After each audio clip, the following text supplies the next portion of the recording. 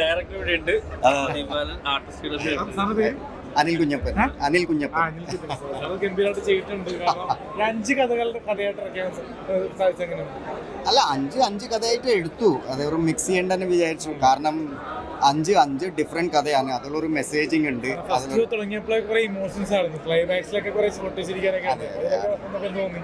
അല്ല, അതാണ് അങ്ങനെ ഞങ്ങൾ പ്ലാൻ ചെയ്തതാണ്. ആദ്യം ഒരു ഇമോഷണൽ സബ്ജക്ട്സ് എടുത്തിട്ട് ഫിനിഷിങ് ഒരു കോമഡി സബ്ജക്റ്റ്, ആ കോമഡിയിലും ലാസ്റ്റ് ഒരു ഇമോഷൻ കൊണ്ടുവരാം.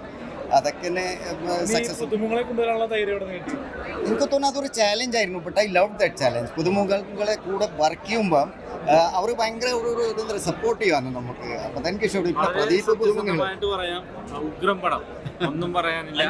5 കഥയും വ്യത്യസ്തമാണ്. വളരെ കയ്യടക്കത്തോടുകൂടി നല്ല രീതിയിൽ ചെയ്ത അഭിനേതാക്കളൊക്കെ പുതുമുഖങ്ങളാണെങ്കിലും അവരെല്ലാവരും ഇപ്പോൾ അതിൽ അമ്മ വേഷം ചെയ്ത ഇതിലുള്ള ഒക്കെ നല്ല രീതിയിൽ തന്നെ ചെയ്തിട്ടുണ്ട്.